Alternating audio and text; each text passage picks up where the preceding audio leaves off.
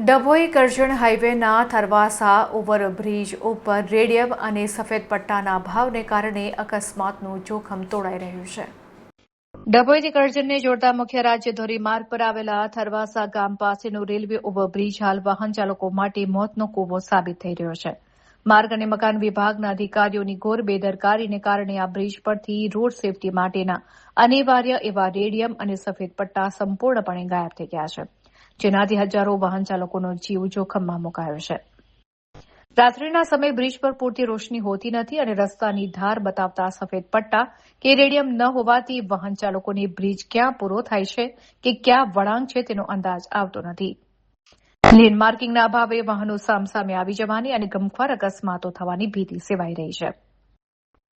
બ્રિજની બંને બાજુ અને વચ્ચે નવા રેડિયમ પટ્ટા લગાવવામાં આવે, વળાંકો ઉપર રિફ્લેક્ટર્સ બેસાડવામાં આવે, સફેદ ઝીબ્રા લાઇન અને લેન માર્કિંગ ફરીથી કરવામાં આવે તેવી માંગ ઉઠી છે.